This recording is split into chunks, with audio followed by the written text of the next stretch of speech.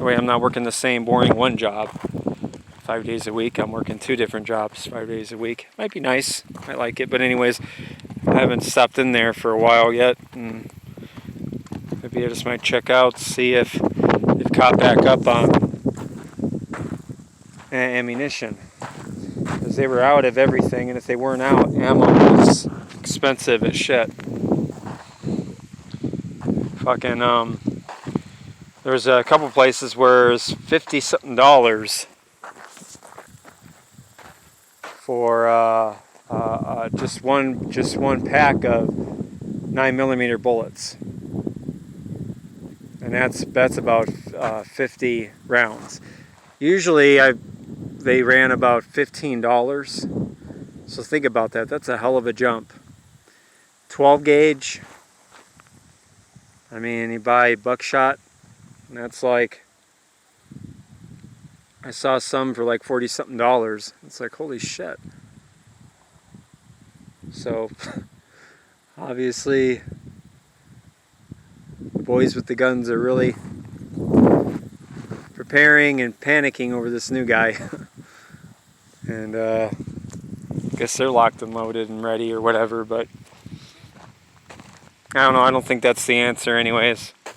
I mean, they have technologies that we have that we can't even, fathom, probably. This is all a well-laid plan, and like I said, I kept thinking it would make sense to bring Trump in, because use Trump to bring this in, I think, because he's got the conspiracy guys, their enemies, under his wings. So, and Alex Jones was supporting Rex 84, he was beginning to support the FEMA camps for the liberals, and so I went, wow, this would be the perfect way to do it. And he don't have to worry about fighting all these people who are armed. Matter of fact, Trump could probably use these people that are armed as his own kind of militia, military force. Gestapo. Death squads, like we've seen in the Iran-Contra. The Nicaraguan death squads. But I guess we'll see how it turns out. I just don't see the liberal side winning out. It would have not without a big war.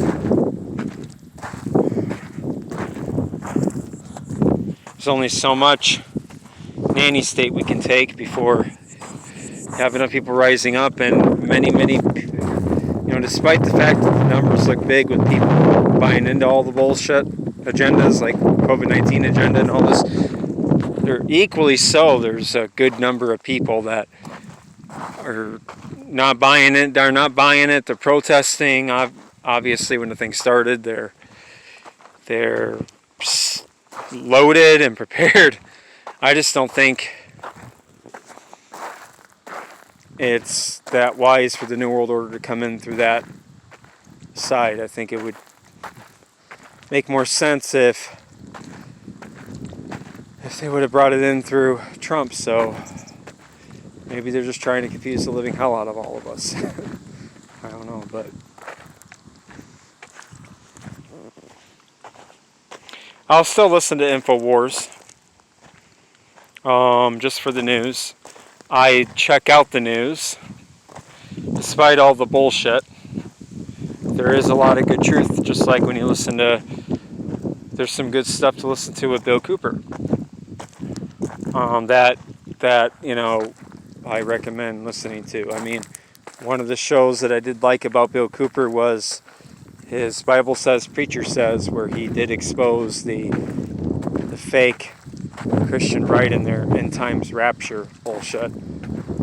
He showed how the Bible seems to speak about the end as being something near in their time, in the apostles' lifetime, not something that's 2,000 years in the future. And he gives all the verses that make it very, very, very, very, very clear. And I found that through my own research, and I think I listened to that episode before I begun my research on the Bible, and So I do give Bill Cooper some credit there. I think that he was the first one to introduce me to that eschatology of the Bible, that the Bible was, much of it was fulfilled by the time the Romans destroyed Jerusalem and sacked the temple. So, that led me into my places of research where I was able to find stuff further on to validate that. But just like, the people in the truth movement that worship their leaders, they don't question their leaders. Same thing with Christianity. They don't question, like when I tried to show some Christians, some people who believe the rapture was soon, some of these verses, like Jesus saying like 3 times in the Gospels that he would return in the disciples' lifetime. I tried pointing that out. Clearly those are his words. Clearly our modern English translations are saying this. I mean, shouldn't that be something to look at, and consider? Come on. And I wouldn't have presented that like that. Like, I wouldn't be rude about it. I was very open. It was very nice to these people, and they treated me the same way, many of them, as like that Bill Cooper channel did. So, I've kind of given up on that. I'm like, whatever. You want to believe the rapture is going to happen? Keep believing it. I mean, who am I? I'm not God. But it is clear in the Bible when Jesus said in Matthew chapter 10, verse 23, he's talking to his disciples, if you persevere to the end, you shall be saved. And he goes on to say to them, assuredly I say to you, his disciples, 2,000 years ago, you will not have gone through the cities of Israel till the Son of Man comes. And I was a kind of a Bible commentary junkie, so I love to read different takes on these different commentators, what they have to say about these verses. 90-something% of them agreed that this, Jesus wasn't just talking about a typical coming. I'll follow you right after you. Like some of these dispensationalists would try to say that that's what Jesus meant. No, 90-something% of Bible commentators agree that this passage has to be concerning some kind of eschatology, but obviously, since according to them, being futurists, he didn't visibly come as they're waiting for, this has to be a reference to just him coming to judge Jerusalem in AD 70. But they don't call that the end or the second coming. Well, you go to that text, and he's clearly, contextually, that's what he's talking about to them. He's talking about, the end. And you just read Matthew 10, verses, I think, 20 through 23. You'll find that. There's another one where Matthew chapter 16, verses 27 through 28, where Jesus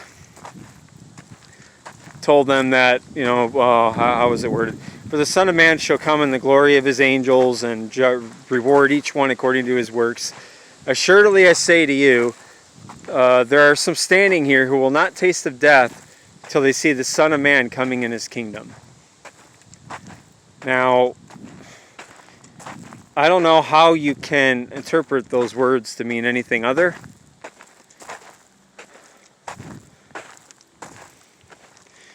I heard, I even read Schofield commentaries, so I know how some of these dispensationalists think. I know, because I did a lot of research on this. The Bible and its eschatology is one thing that I will say that I'm pretty knowledgeable on. So, and not just my conclusion but on different eschatological beliefs within Christendom too. So, I understand the dispensationalist version of end times. I understand the amillennial version of end times. Jesus said again in Matthew 24:34 that regarding his, regarding the end, regarding his coming, regarding the tribulation and all that stuff, that assuredly I say to you, this generation will by no means pass away till all these things be fulfilled. Well, naturally we would take that to mean that Jesus was saying that the present generation that was standing in front of him 2,000 years ago was that generation he said wouldn't pass away until, basically the second coming happens.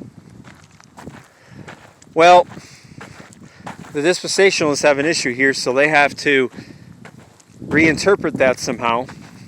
to say that Jesus didn't really say that. He didn't really say that.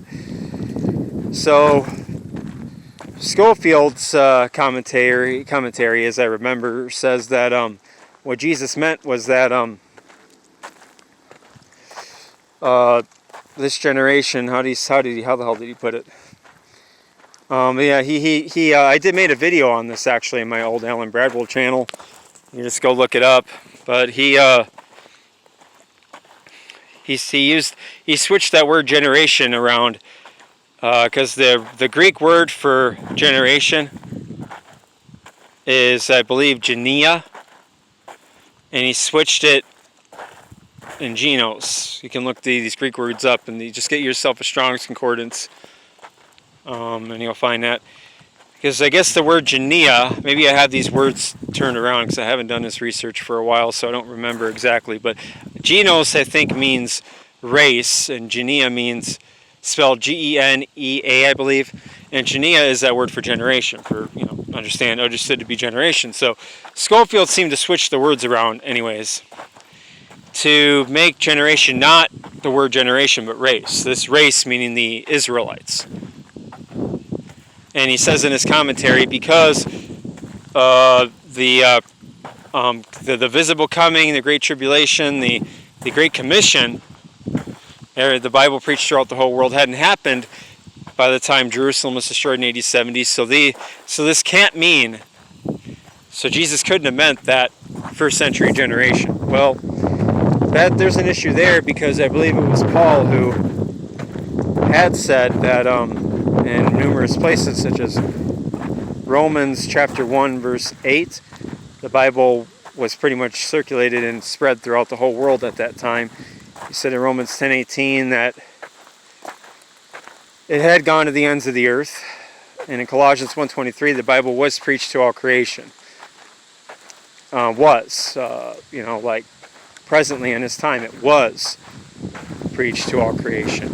And whatever that means, obviously that's not the whole entire world. So some of these Christians will say that, well, we know that Christ couldn't have fulfilled all that stuff by that time because the Great Commission hasn't been fulfilled.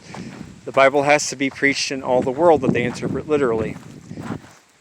And that's taken from Matthew chapter 24 verse 14. Well, you go look up the words "in all the world," the word "world" in Matthew 24 verse 14 in that text.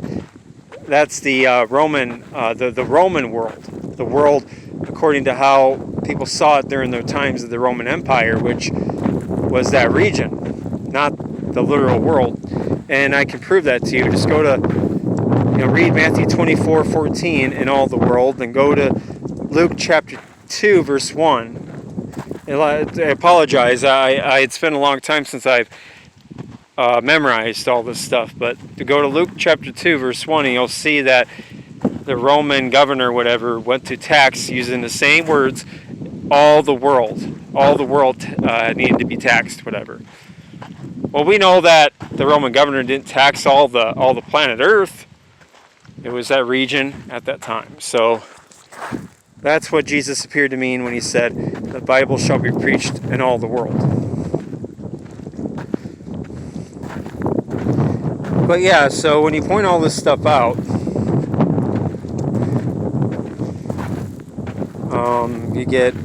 when you point the truth out to people, and the truth always seems to be just the truth. It's not exciting, maybe at times it might be, but it's not. It's never what our imaginations run away with. It just is. It's not exciting. It's boring. So I think in this case, that's why many of the end times hysterics don't like it when I bring that subject up, because I'm kind of taking away their fantasy of some of them probably are like tired of going to my job, my punch in and punch out job. If just get raptured and get this world ended, that way I'm no longer living a boring life. Maybe some of them think that. So me sharing that, oh no, that was all in the past, devastating to their fantasy.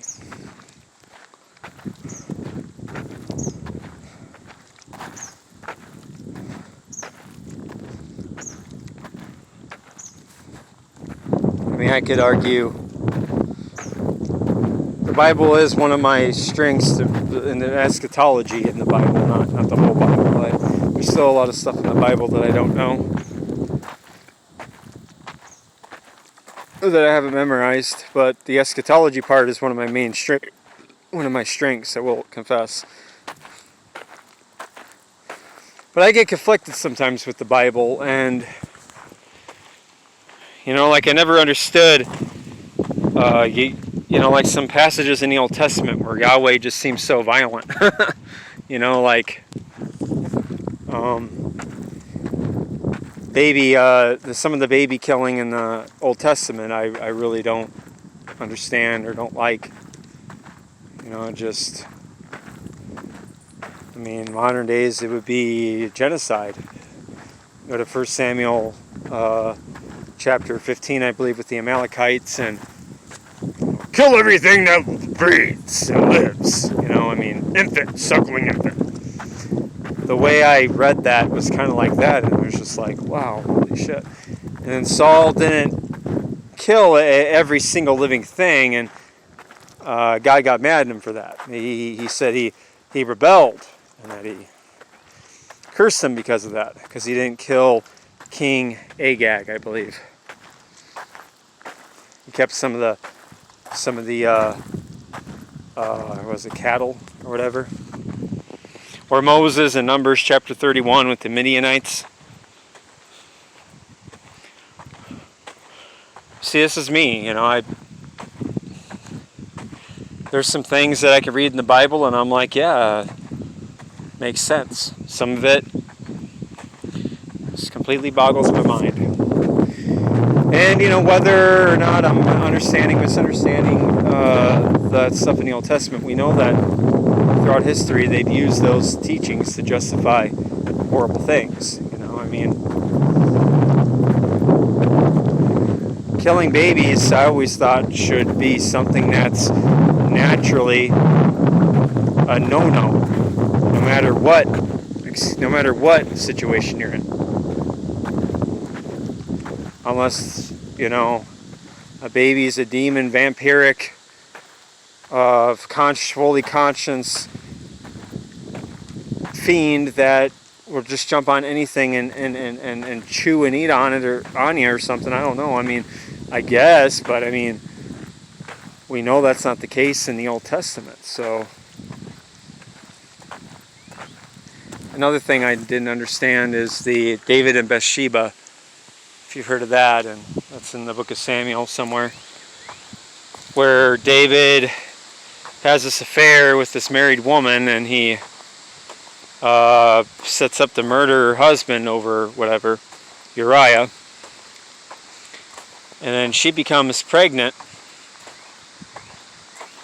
with David's baby, and she has the baby, I believe, and God punishes David, but to punish David, because I guess he didn't confess his sin or something like that, or whatever, he punishes the baby. He gives the baby horrible sickness, and the baby slowly dies. And but I thought that the son shall not inherit the guilt of the father, the Old Testament and the law of Moses taught. The son shall not inherit the guilt of the father shall not inherit the guilt of the son. So how the fuck do you explain that? I don't know. So, yeah. I don't mean that I'm totally disregarding the Bible or I'm becoming a shill. I know I talked about Cooper not, saying he was a Christian, but pointing out stuff he said where he just believed in the red words when he called Paul an initiate. And I said, well, that's not true, and Cooper lied. But I'm not saying, and I've never really said that I was a Christian. My wife and my family are. I'm not. It's not like I'm not a Christian. I'm not like I never really confessed totally. I don't know. I take that back. When I was younger, I did, but I went to church when I was younger. But I'm kind of like on the fence, but not out of ignorance. It's just like I just shared with you. It's like there's some things that I see in the Bible that are pretty decent, and but then there's this other side that I don't fully understand, and it kind of, I don't know, just makes me wonder. But I'm not a self-professed Christian or whatever. I don't discount. I do know that what happened in AD 70, whatever happened in AD 70, you can look up with Josephus and other historians, and they talk about supernatural stuff occurring. I did a video on that, Josephus' account. You know, that they did see some supernatural stuff like chariots, and you got more than Josephus. You have another historian writer testify to that too, where they've seen chariots and their armies in the sky and their armor surrounding the city, and like all this stuff that Jesus said in Matthew 24 was going on. So I'm not totally discounting it when I criticize. Again, you know, you run into, just like you run into everybody else, you're using your own mind, and you're seeing a hole, you're seeing a flaw in something, and you get attacked for it. You're called a heretic.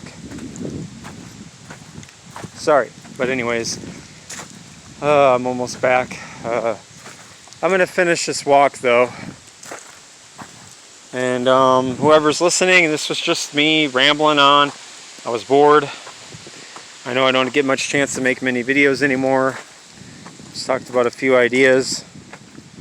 I guess stay cool. I know I will.